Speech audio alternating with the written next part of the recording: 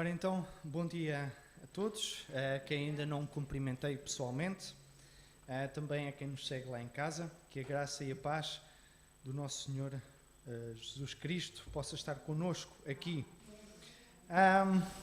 Quero começar por a ver quem é que adivinha, quem é esta personalidade. Então o objetivo é que consigam descobrir quem é com alguns detalhes da sua pessoa. Eu vou começar apenas com duas palavras, a ver quem é que acerta, ok? Para começar, claro, é muito genérico, não é? De certeza que pode ser muita gente, mas pode ser quem acerte logo à primeira, não sei. Mas depois vamos especificando mais. Então, esta personalidade foi exilado nos Estados Unidos e era judeu. Algum palpite? Lá em casa não estou a ouvir. Tem que falar mais alto. Não conseguimos ouvir, ok? Luther King, ok. Sim, ele viveu nos Estados Unidos, mas não era judeu. Personalidade marcante do século XX, e ele estudou em Zurique. Okay. Silêncio, permanece. A sua nacionalidade, ele era alemão.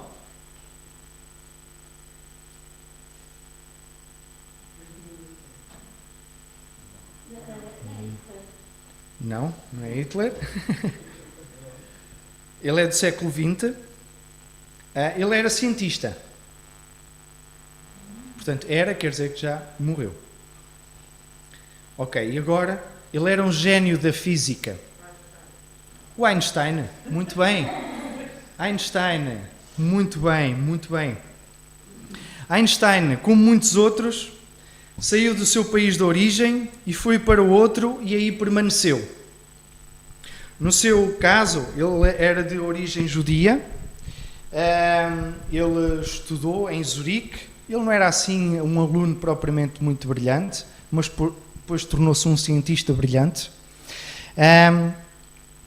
E ele cortou laços com o regime nazi que, entretanto, tinha tomado o poder na Alemanha.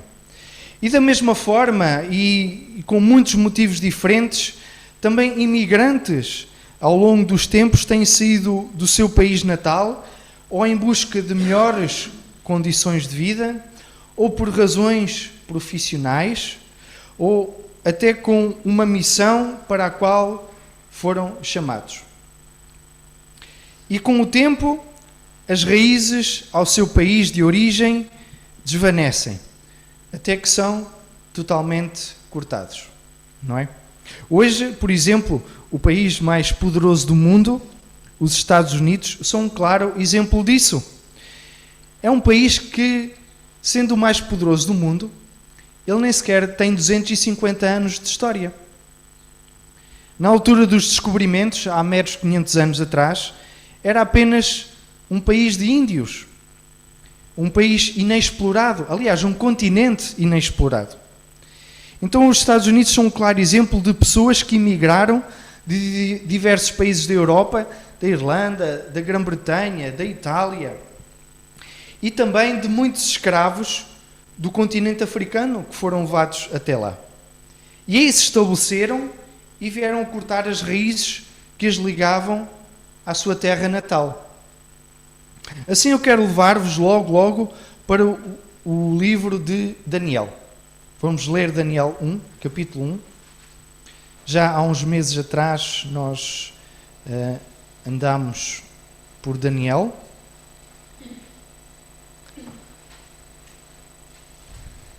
Vamos voltar a meditar em Daniel esta manhã. Vamos ler todo o primeiro capítulo.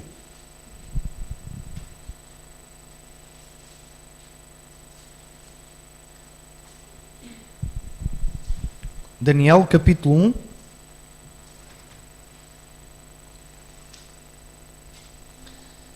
Estamos todos? Estamos todos.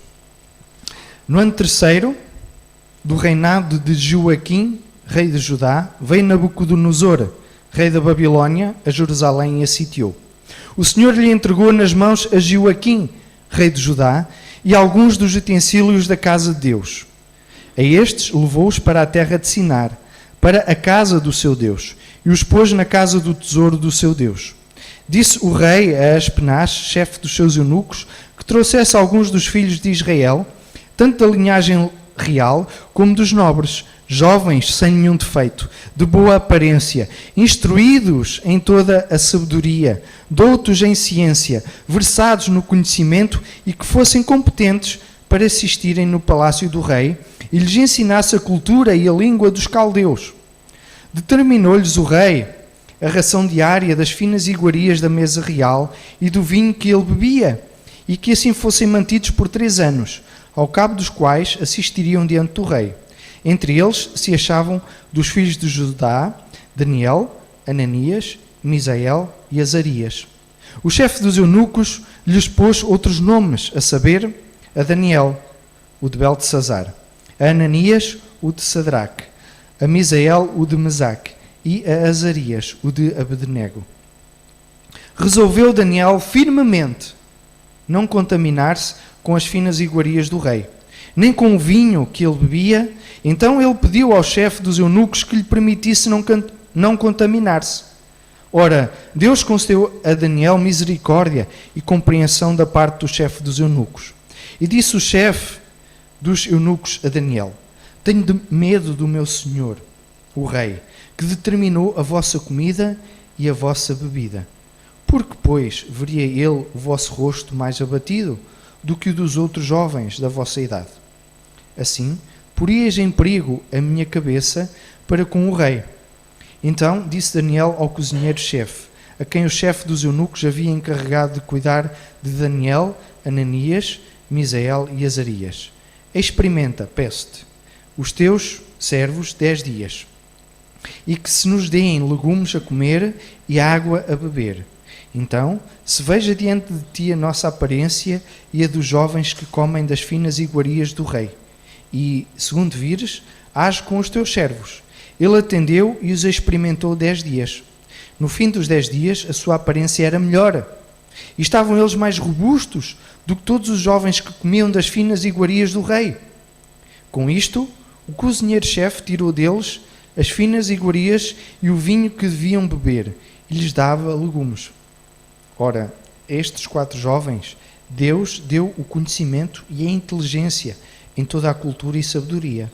Mas a Daniel deu a inteligência de todas as visões e sonhos. Vencido o tempo determinado pelo rei para que os trouxessem, o chefe dos eunucos os trouxe à presença de Nabucodonosor. Então o rei falou com eles, e entre todos não foram achados outros como Daniel, Ananias, Misael e Azarias. Por isso passaram a assistir diante do rei.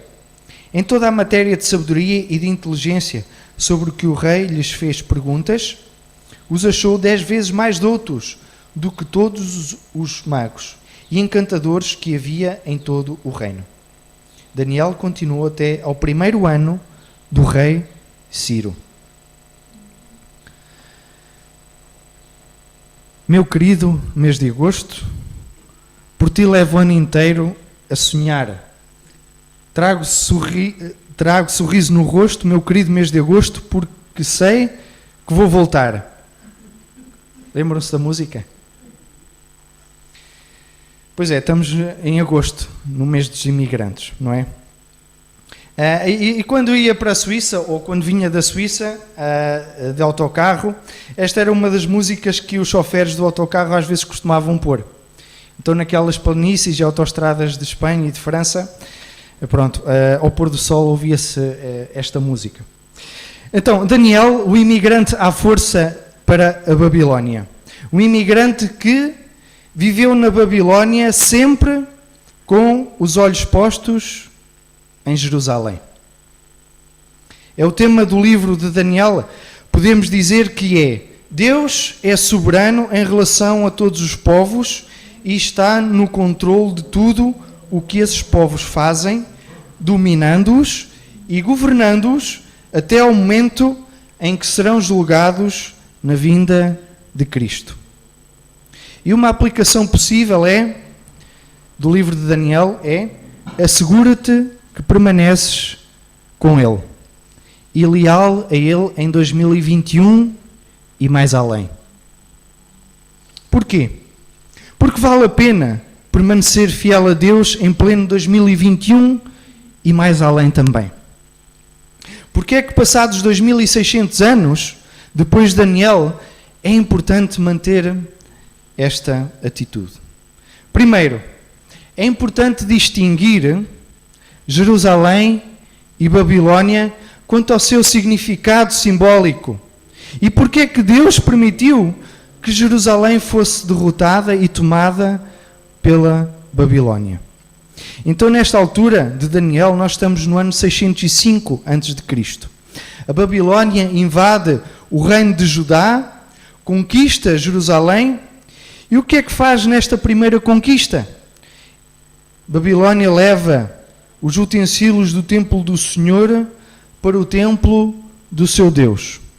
E leva também jovens, sem nenhum defeito, de boa aparência, e instruídos para servirem no palácio do próprio rei Nabucodonosor, na Babilónia.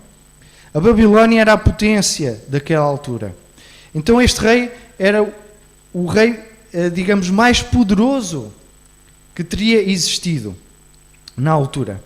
Então vemos jovens a serem transportados para o exílio na Babilónia. Vemos a fina nata da sociedade israelita de Jerusalém a ser transportada, a ser exilada para esta cidade, para este país. E qual é a diferença entre estas duas cidades? Bom, Jerusalém é a cidade escolhida por Deus para ser o lugar a partir do qual Deus reina e habita no meio do seu povo. E isso é tipificado pela presença do templo em Jerusalém. Já a Babilónia representa todo o sistema vigente que se rebela contra Deus. Representa o sistema anti-Deus. O sistema que teve início precisamente na Torre de Babel. E é de Babel que deriva a palavra Babilónia. Ora, e o que é que aconteceu em Babel? Uns séculos antes. O grande sistema anti-Deus formou-se em Gênesis 11, em Babel, quando os homens resolveram construir aquela torre. E essa torre tinha um propósito muito bem definido para eles, que era, primeiro, chegar aos céus. Ou seja, eles queriam subir ao mesmo nível de Deus para atingirem o mesmo patamar de Deus. Eles queriam também tornar célebre o seu nome. E vejam aqui o orgulho e a prepotência nisso. E terceiro, eles não queriam ser espalhados pela face da terra. Então era um ato declarado de rebeldia ao mandamento de Deus, que era simplesmente multiplicarem-se, espalharem-se e povoarem a terra.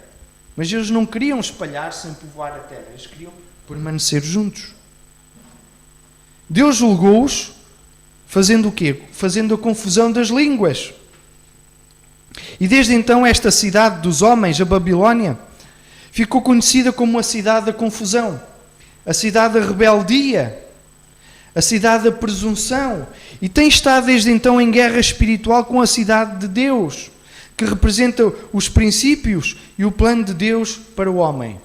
E esta é Jerusalém. Então criou-se uma tensão entre viver sob o domínio de Deus com viver em rebeldia contra Deus. Então essa tensão vai continuar até ao futuro, revelado em Apocalipse. E aí a Babilónia e Jerusalém, novamente em confronto explícito, representam duas cidades às quais homens e mulheres pertencem. E apenas podem pertencer a estas duas cidades. Estes dois sistemas simbolizam duas lealdades distintas. Duas lealdades a duas cidades que estão constantemente em oposição. E isso é uma verdade fundamental para a nossa vida cristã. E não há um espaço para uma terceira cidade. para uma terceira grande cidade como Coimbra, por exemplo, ou como Lisboa, ou Londres, ou Paris. Não, há apenas 2 cidades.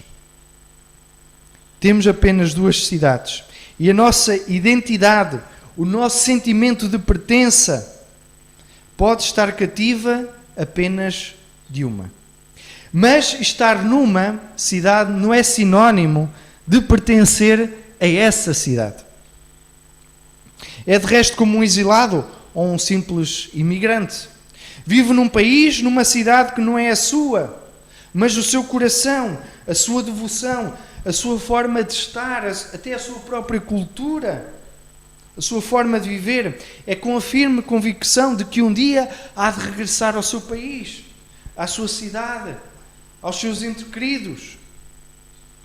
Então temos aqui 2 lados, 2 cidades, e a questão fica: a qual delas pertence a tua lealdade?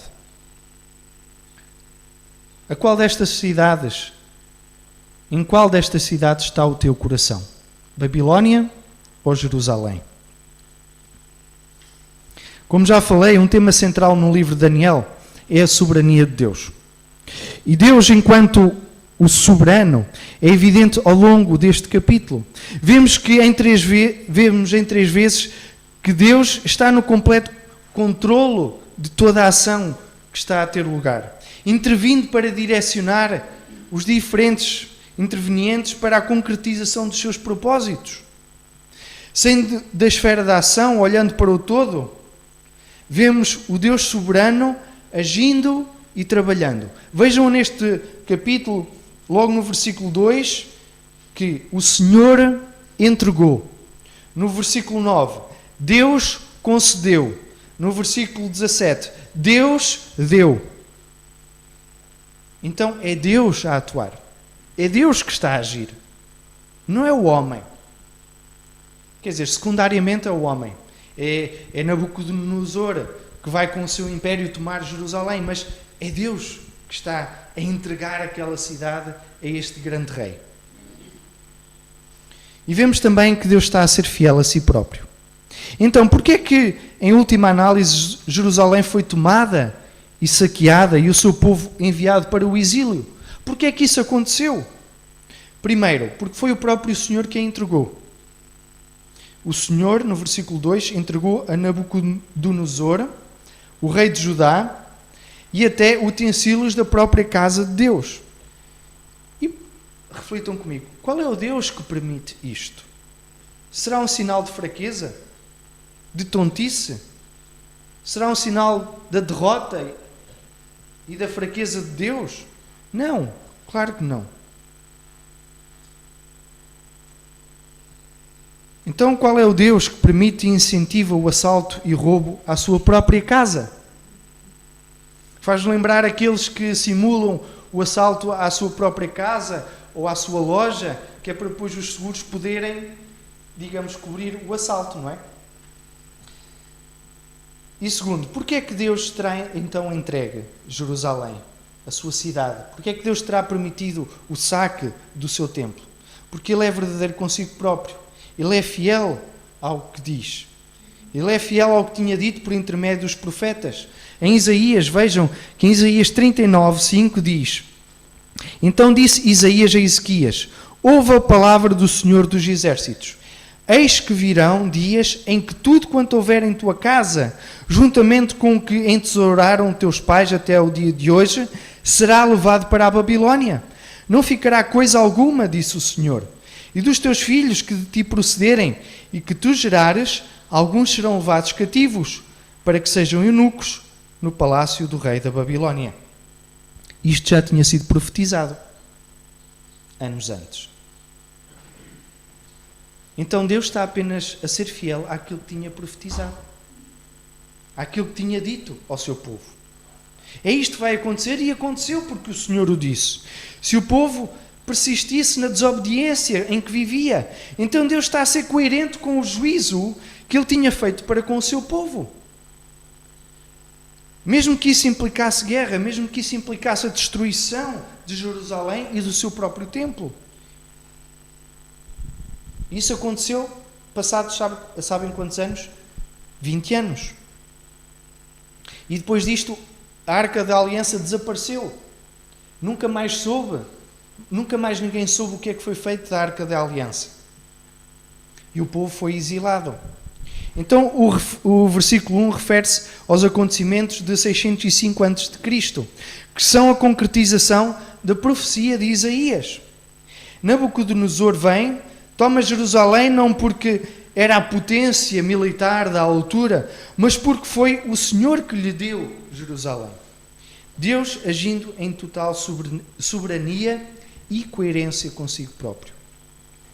É terrível que Jerusalém, o local da adoração do povo de Deus, o local máximo da representatividade da presença de Deus, fique reduzido a escombros.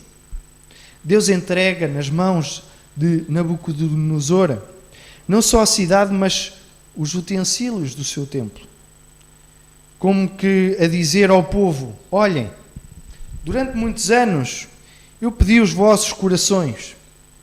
Sabem, o meu tesouro não está no templo, não está na prata e no ouro que aí estão, em todos estes utensílios, nem mesmo na Arca da Aliança. O meu verdadeiro tesouro são os vossos corações, porque é aí que eu quero habitar. Era aí que estava o verdadeiro tesouro do Senhor. E Deus é implacável com o pecado e usa soberanamente a sua vontade para a concretização do seu propósito. E sabem, Daniel sabe isso. Daniel, enquanto autor deste livro, direciona toda a ação, toda a intervenção e todo o mérito para Deus. Porque é Ele efetivamente quem está no controlo, quem está a comandar toda a ação. Mesmo quando os exércitos babilónicos vêm, quando Jerusalém é tomada, quando o templo é assaltado e vandalizado, quando pessoas morrem e outras são deportadas para a Babilónia e passam a viver no exílio, Deus está no controle. Deus aponta não para o seu exemplo, porque não é, aliás, Daniel aponta não para o seu exemplo porque não é isso que ele quer focar, mas quer focar em Deus como um herói que conduz todas as coisas e que vale a pena viver vidas na dependência dele. Então, baseado em exemplos de Daniel, compromisso e vivência com Deus é primeiramente estar consciente da sua implacável soberania. E assim partimos para o segundo ponto, vivendo baseado na soberania de Deus. O que é que a Babilónia tem para oferecer? É essa a questão. Eu posso dizer, o que é que o mundo hoje tem para oferecer? Daniel, na Babilónia, ele foi bem tratado. Nós não podíamos dizer que ele foi maltratado, baseado naquilo que lemos, pois não? Eles queriam lhe dar das iguarias do rei. Na altura da deportação, ele era jovem, ele era um nobre, boa aparência, era inteligente. Digamos, para os dias de hoje, ele tinha um currículo exímio e correspondia perfeitamente ao concurso aberto pelo CEO Nabucodonosor. Olhem, condições de trabalho bastante atrativas. Olhem só, a sua função. Competência para assistir no palácio do rei. Portanto, estes jovens vão receber formação para trabalharem no escritório deste grande presidente, desta grande empresa, Babilónia e Caldeus Limitada. Ele não tem carro da empresa, mas olhem, tem ração diária. Para exilado não era nada mau. Portanto, não é comer dia sim, dia não. Não, ele comia diariamente e se calhar várias vezes e tinha oferta do melhor que se comia na altura. Ele tem finas iguarias provenientes da própria mesa real. Portanto, não há comida de tasca ali. Ali não há as bifanas do mijacão. Aquilo era, no mínimo, comida gourmet, com vista para os jardins suspensos da Babilónia, uma das 7 maravilhas do mundo antigo. Certamente para uma diária naquele resort de luxo, uma mesada minha não devia chegar. Não devia chegar uma mesada nossa, Priscila. Então vá, venha daí um pernil suculento, um leitão estaladiço, umas coxinhas crocantes bem apetitosas. a testá-la, não é? Aquilo devia ser uma boda todos os dias. E o vinho? O vinho não era carrascão, seguramente. Era o vinho que o próprio rei bebia. Seria de uma qualidade excepcional, à qual o próprio James Bond não ficaria indiferente. Então andar 3 anos nestes tratos, com formação contínua em língua e cultura dos caldeus, financiada por esta grande empresa. Além disso, viviam num ambiente mais seguro do que alguma vez tinham vivido. Segurança ali não faltava. Agora estavam na cidade mais poderosa daquele momento. Esperem lá, mas eles foram exilados ou afinal tiraram umas férias prolongadas? O que é que aconteceu aqui? Uma empresa que fornece, além da formação, comida, cama e roupa lavada, afinal parece que o que Babilónia tem para oferecer era afinal do bom e do melhor. Afinal parece que a Babilónia o que tem para oferecer é do bom e do melhor. Mas agora vem aquilo que Jerusalém tem para oferecer. E esse agora é o desafio. Apropriarmos-nos daquilo que Babilónia tem para oferecer ou apropriarmos-nos daquilo que Jerusalém tem para oferecer. Então essas condições são óbvias para eles, mas se virmos bem, talvez não sejam assim tão diferentes para nós. Facilmente essas condições impressionariam qualquer jovem ou qualquer um de nós hoje em dia. Quando estudei, vi muitos jovens que passaram a viver longe dos pais, a chamada emancipação. Alguns com quem convivi permanecem como uma referência para mim, pela forma como se mantiveram íntegros e fiéis à visão de Jerusalém. Mas também assisti a outros que quando era mais jovem, quando estudei na universidade, que cederam às circunstâncias e aos apelos tão sedutores que o mundo, que a Babilónia tem para oferecer. Vejam só a situação de fragilidade deste grupo de amigos. Eles tinham sido conquistados. Estavam longe de casa, longe do seu povo, sozinhos num mundo totalmente novo e cheio de coisas boas e atrativas. Mas isso não impressionou Daniel e os seus amigos. O que é que nos diz o versículo 8? Daniel resolveu firmemente não contaminar-se. Apesar das coisas tão boas, excelentes condições que a Babilónia está a dar, o que é que Daniel diz? Ele resolveu firmemente não contaminar-se. E por isso o que é que ele fez? Ele abdicou das ofertas que se opõem a Deus e que a Babilónia tem para oferecer. Então Daniel, para ser mais santo e para ganhar o favor de Deus, ele deixou de comer carne e adotou um tipo de dieta alternativo. Agora para ser espiritualmente mais evoluído, para fazer aqui um upgrade para uma nova versão, eu vou baixar uma aplicação aqui no meu neurónio que me vai permitir fazer um detox. Eu fiz um detox. Agora uma dieta paleolítica. Não, será antes uma dieta vegan. Ou talvez melhor, a dieta do jejum intermitente. Não, espera aí. Agora o que está aí na moda é só mesmo cortar com os hidratos, uma aguinha com casca de limão em jejum, para pôr as vias biliares a funcionar como deve ser. Vou ficar tão clean, mas tão clean que a minha pele até vai brilhar. Isso é que vai ser cintilar santidade. É isto que está aqui em causa? Claro que não. Claro que não. Não é isto que está aqui em causa a dieta em si. Que ofertas são estas? Estas comidas, estas bebidas que estão a oferecer a Daniel, que comidas são estas?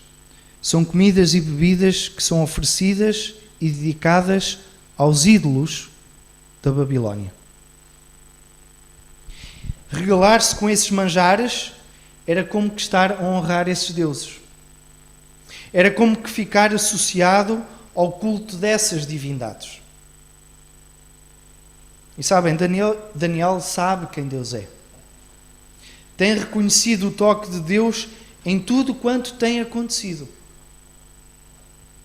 Está plenamente consciente da soberania de Deus. Ele sabia que Deus tinha advertido o povo de Israel e que o que tinha acontecido era resultado desse aviso de Deus. Mas Daniel também sabia que Deus é rico em misericórdia. Que Deus está receptivo a ter novamente aquilo que é mais valioso aos seus olhos, que é um coração contrito e arrependido. E restaurar o relacionamento com o que tinha sido perdido.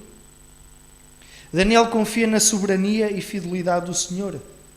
E sabia que, tal como tinha sido profetizado também, um dia o povo judeu regressaria a Jerusalém.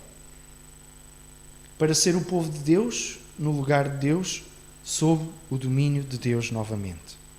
E Daniel prefere a oferta de Jerusalém, que é estar em comunhão com Deus. Ele prefere essa oferta de Jerusalém. E por isso ele vive na Babilónia, abdica daquilo que Babilónia tem para oferecer e prefere viver uma vida com os olhos colocados em Jerusalém. E essa é a oferta de Jerusalém. Aquela oferta que suplanta tudo quanto Babilónia tem para oferecer, que é uma comunhão com Deus. Um relacionamento com Deus. A oferta da Babilónia é o quê? Idolatria e distrações transitórias. A oferta de Jerusalém. Comunhão, relacionamento com Deus e bênçãos de Deus. Então ele teve que tomar uma posição, estabelecendo limites. E é com os olhos postos nessa esperança, nessa realidade futura, que só os olhos da fé podem alcançar, que Daniel toma firmemente uma decisão. E o que é que ele faz? Ele faz como que pega numa trincha com tinta vermelha e traça-a no chão e diz: esta é a linha vermelha e dela eu não vou passar, aconteça o que acontecer.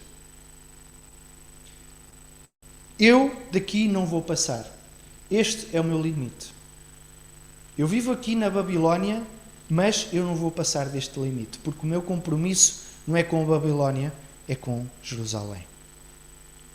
Um outro exemplo de linha vermelha que Daniel traçou foi quando foi proibida a oração ou petições a outras entidades ou deuses que não ao próprio rei Dario. Portanto, anos mais tarde, quando a Babilónia tinha sido tomada pelo Império Medo-Persa, Daniel recusou acatar essa proibição. Isso não impediu Daniel de buscar o Senhor. Daniel continuou a orar 3 vezes ao dia, dando graças a Deus como costumava fazer.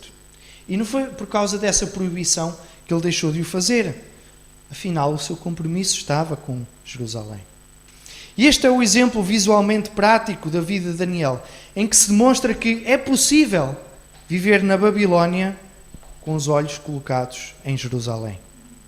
Então a Babilónia é o sistema anti-Deus, como vimos no início. É o sistema que se ocupa de tirar o foco de Deus e da comunhão com Ele, substituindo-o pelo mais diverso tipo de idolatria, de distrações que desonram o Senhor. Nabucodonosor estava claramente a fazer a tentativa de doutrinação destes jovens. Ele estava a fazer doutrinação a estes jovens. Ele esperava que, dando-lhe este nível de condições, pudesse manipular a sua mente e o seu património enquanto judeus. Estava a doutriná-los na maneira como se deve viver na Babilónia. Doutrinação. Onde é que nós já ouvimos falar disso? A doutrinação nazi, a doutrinação norte-coreana, a doutrinação de regimes totalitários, de esquerda ou de direita. A doutrinação, ou no mínimo a tentativa de doutrinação ideológica na qual nós vivemos hoje, seja nas escolas, na sociedade, com base numa linguagem inclusiva, no cancelamento até da história do nosso passado.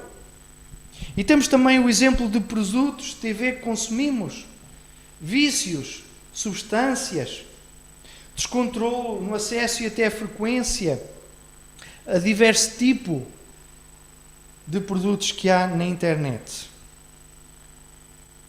Seja de sexualidade, seja uma falsa e enganosa tolerância, até mesmo as coisas aparentemente mais inocentes, como filmes da Disney. Qual é muitas vezes a mensagem que está por trás? Segue os teus sonhos, ser feliz, confronta as autoridades. Se tu te esforçares, tu vais conseguir com o teu próprio esforço, como se o nosso sucesso dependesse exclusivamente do nosso próprio esforço. Por mais que nós não queiramos, a não ser que nós vamos para um mosteiro, nós temos influência desta Babilónia, deste sistema antideus, do mundo na nossa vida, nos nossos pensamentos. E por isso é preciso estabelecer um limite, aberto e claro, sem receio. Eu daqui não vou passar. Esta é a minha linha vermelha. Daniel não escondeu quem ele era, e por isso ele recusou contaminar-se com aqueles alimentos. E demonstrou quais eram as suas razões. E sabem, ele provou que os resultados da obediência são muito melhores do que os resultados da desobediência.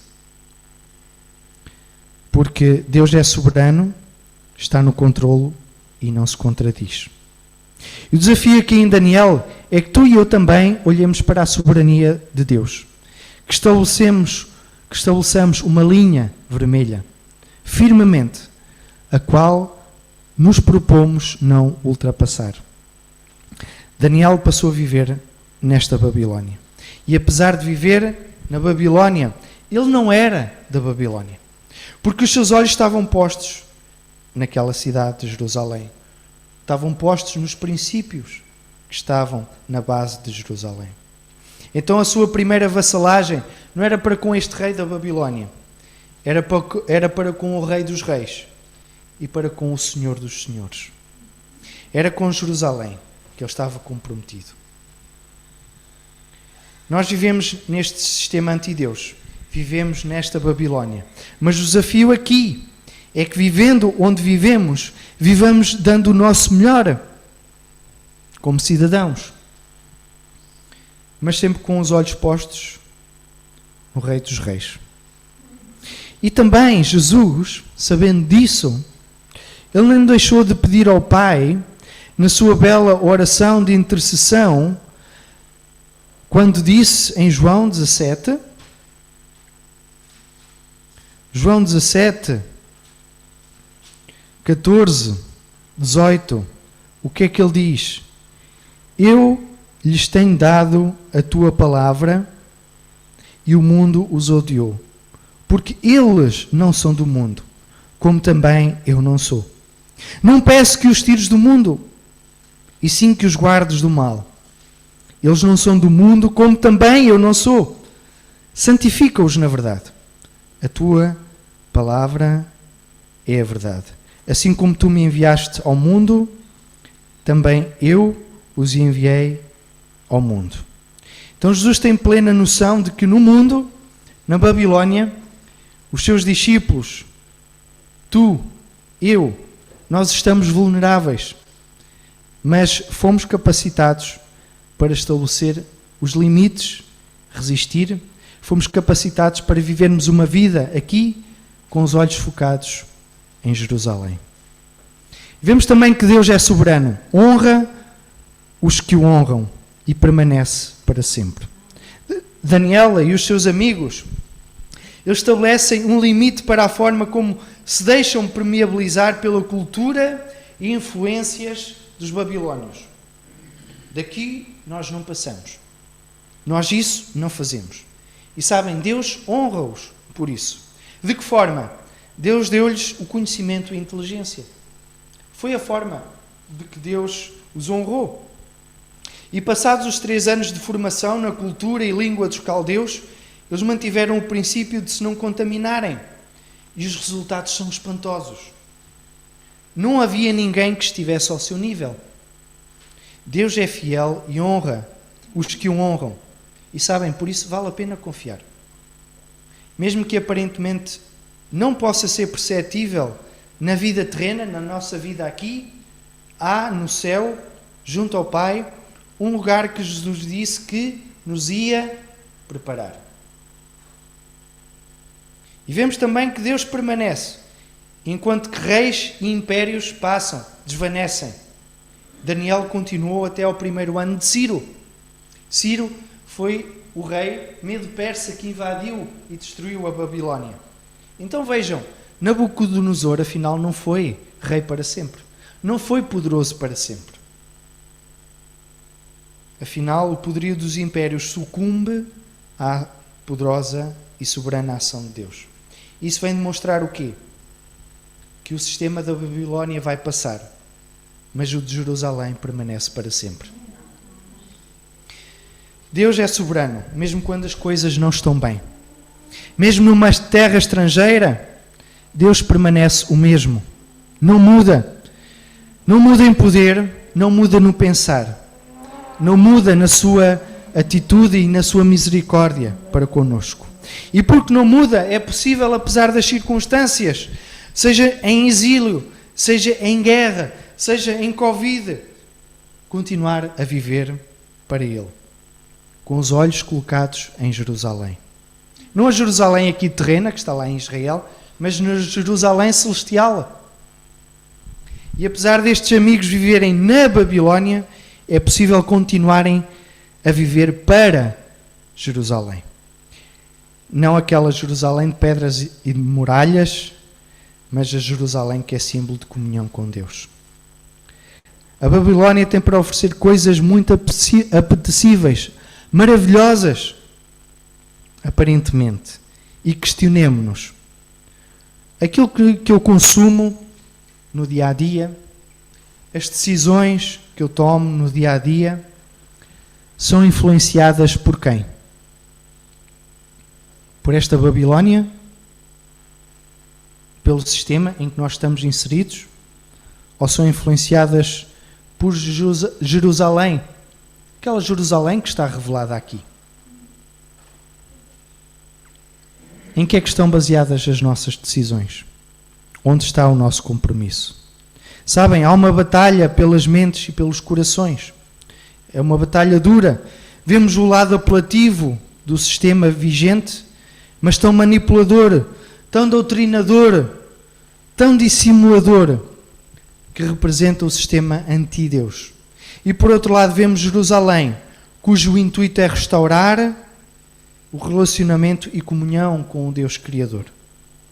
Daniel demonstra essa tensão e esse conflito, chegando mesmo a apontar para o futuro. E nesse futuro, a batalha entre estas duas cidades, entre estes dois sistemas, vai continuar até que chega o fim.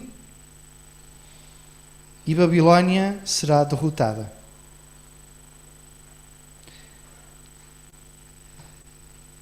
Daniel profetiza que a Pérsia será conquistada pela Grécia. E efetivamente o livro de Daniel aponta para a transitoriedade do homem e dos seus impérios e aponta para a soberania de Deus e a existência eterna do sistema de Jerusalém. Então o autor Daniel está a dar para o povo de Deus, assim como também para nós hoje, uma perspectiva real sobre o que é esperado a eternidade e de que vale a pena viver aqui com os olhos colocados no sítio certo. Podemos então dizer que compromisso e vivência com Deus é primeiramente estar consciente da implacável soberania do Senhor. Segundo, viver baseado nessa soberania, ponderar muito bem no que a Babilónia tem para nos oferecer e apropriar-nos antes daquilo que Jerusalém tem para oferecer e estabelecermos os nossos próprios limites. E terceiro, Deus sendo soberano, permanece para sempre e honra os que o honram. Se decidires honrar a Deus, Ele certamente te honrará. Então é possível nós vivermos aqui, com os olhos colocados no Senhor a cada dia. A qual cidade deves tu lealdade? E com a qual vais tu te comprometer? Qual é a cidade que deve dirigir o teu olhar e baseares a tua vida e baseares as decisões que tomas na tua vida no dia a dia? Que Deus vos abençoe.